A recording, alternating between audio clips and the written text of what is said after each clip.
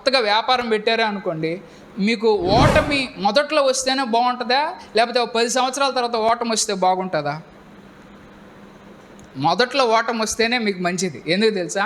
మొదట్లో ఓటమి వస్తే మీకు తక్కువ నష్టం జరుగుద్ది.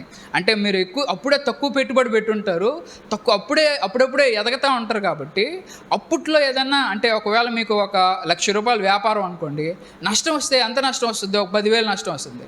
కానీ ఒక 10 సంవత్సరాలకి మీరు ₹1,00,00,000 వ్యాపారం అయిపోద్ది. అప్పుడు నష్టం వస్తే ఎంత నష్టం వస్తుంది అంటే దగ్గర 10 లక్షలు అంత నష్టం వస్తుంది అనమాట. అంటే ఎప్పుడన్నా సరే జీవితంలో ఎప్పుడు నేర్చుకోవాలని అంటే తొందరగా నేర్చుకోవాలి. ఎప్పుడు నేర్చుకోవాలి? మొదట్లోనే ఫెయిల్ అవ్వడం అనేది జీవితంలో చాలా మంచి విషయం అనమాట. మొదట్లోనే ఫెయిల్ అయిపోతే చాలా చీప్గా ఫెయిల్ అయిపోతాం. మళ్ళీ ఇప్పుడు ఉదాహరణకి ఈ వ్యక్తి ₹1,00,00,000 ఆస్తి వచ్చిందనుకోండి, ఆ వ్యక్తి పేరు అందరికీ తెలిసద్దే తెలీదా? అప్పుడు కానీ పడ్డాడంటే ఊరిలో అందరికీ తెలిసిపోద్ది, ఆ నుంచి పడ్డాడు రా కింద అని. కానీ మొదట్లోనే పడ్డాడంటే మొదటగా పెద్ద పాపులారిటీ లేదు అతనికి, పెద్ద నష్టపోవడానికి కూడా పెద్ద డబ్బులు కూడా ఏమి లేవు. తక్కువ డబ్బులు నష్టపోతాడు, తక్కువ గౌరవాన్ని నష్టపోతాడు, ఎక్కువ జ్ఞానాన్ని సంపాదించుకుంటాడు. అదే తప్పు. ఉదాహరణకి యవ్వన వయసులోనే ఉన్నప్పుడు ఒక ఫెయిల్యూర్ వచ్చింది, ఒక ఓటమి వచ్చింది, తట్టుకోగలడా లేదా? వృద్ధాప్యంలో ఓటమి వస్తే తట్టుకోగలడా? తట్టుకోలేడు. యవ్వనస్తులకైతే చాలా బెనిఫిట్ అనేది ఉంటుందన్నమాట. కాబట్టి మనం వయసులో ఉన్నప్పుడే ముఖ్యంగా ఎప్పుడు ఎక్కువ కష్టాలు పడాలని అంటే ముసలితనంలో ఎక్కువ కష్టాలు పడకూడదు, యవ్వనంలో ఉన్నప్పుడే ఎక్కువ కష్టాలు పడాలి. ఎప్పుడు ఎక్కువ ట్రై చేయాలంటే ముసలితనంలో ఎక్కువ ట్రై చేయకూడదు, యవ్వనంలో ఉన్నప్పుడే ఎక్కువ ట్రై చేయాలి. యవ్వనంలో ఉన్నప్పుడే ఎంత ఎక్కువగా ట్రై చేసి ఎంత ఎక్కువగా ఫెయిల్ అయిపోతే అంత ఎక్కువ పాఠాలు నేర్చుకుంటాడు. ఇంకా భవిష్యత్తులో ఆ వ్యక్తి మళ్ళీ తప్పులు చేయడు. ఎందుకంటే నేర్చుకోవాల్సిన పాఠాలన్నీ నేర్చుకున్నాడు. ఇంకా పోగొట్టుకోవాల్సిన పేరు ప్రఖ్యాతులు పోగొట్టుకోడు, పోగొట్టుకోవాల్సిన డబ్బులు పోగొట్టుకోడు, పోగొట్టుకోవాల్సిన మనుషుల్ని పోగొట్టుకోడు. కానీ అప్పుడు కానీ ఆ వ్యక్తి కానీ ఫెయిల్యూర్ చేస్తే చాలా ఇబ్బందులు అన్నీ కూడా వస్తాయి అన్నమాట.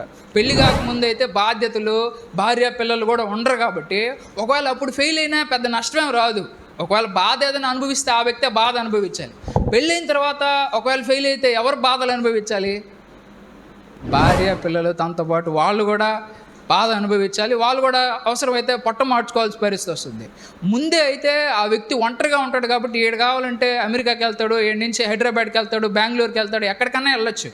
కానీ పెళ్ళైన తర్వాత ఓటమి వస్తే అప్పుడు ఎట్టంటే అట్ట తిరగలడా?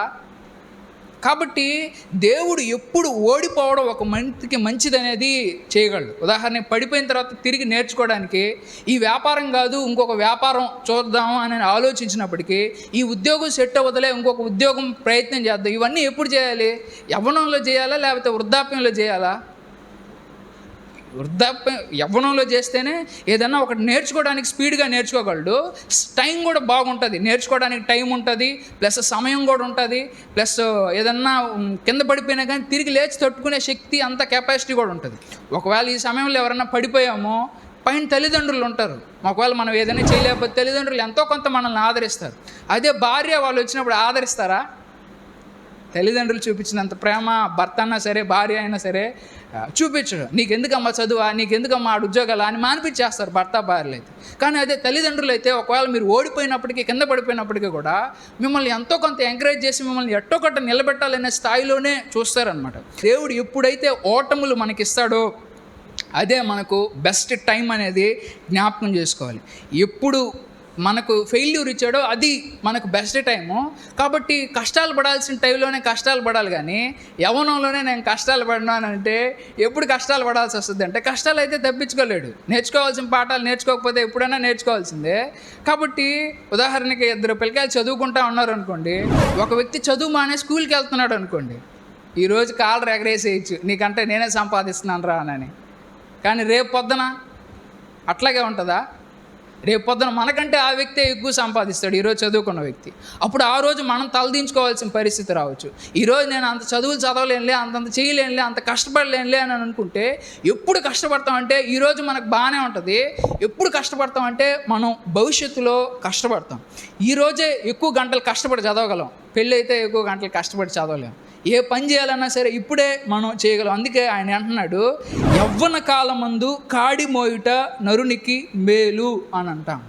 ఉదాహరణకి జాబులు ఇచ్చేవాళ్ళు అన్నా సరే ఎవరన్నా వాళ్ళు ఇచ్చేటప్పుడు చూస్తారనమాట, ఏమయ్యా డిగ్రీ అయిపోయి 2 సంవత్సరాలు అయింది, బీటెక్ అయిపోయి 2 సంవత్సరాలు అయింది, ఏం చేసావని అంటే, సార్ పలానా గేట్ కోచింగ్కి వెళ్ళాను సార్, పలానా వ్యాపారం పెట్టి ఫెయిల్ అయ్యాను సార్, పలానా డాక్టర్ చదవడానికి వెళ్ళాను సార్, సీట్ రాలేదు సార్ అంటే, అవునా సరేలే అని మళ్ళీ జాబ్లోకి తీసుకుంటారు. అదే 40-50 సంవత్సరాల తర్వాత జాబ్కి వెళ్ళారు అనుకో, ఏమైనా ఇన్ని సంవత్సరాలు ఏం చేసావనంటే ఏం చెప్తారు? పిల్లకాయలు చేసిన తప్పులను ఎవరైనా సరే క్షమిస్తారు జాబ్ ఇచ్చేవాళ్ళు. కానీ వయసు పెరిగిన తర్వాత నేను ఇప్పుడు దాకా తప్పు చేసి ఇప్పుడు తెలుసుకున్నానంటే ఆ వ్యక్తికి జాబ్ ఇచ్చేవాళ్ళు కూడా ఎక్కువ మంది ఉండరు. కాబట్టి ఎప్పుడు ఓడిపోవడం మంచిదేనంటే యవ్వనంలో ఉన్నప్పుడే ఓడిపోవడం మంచిది.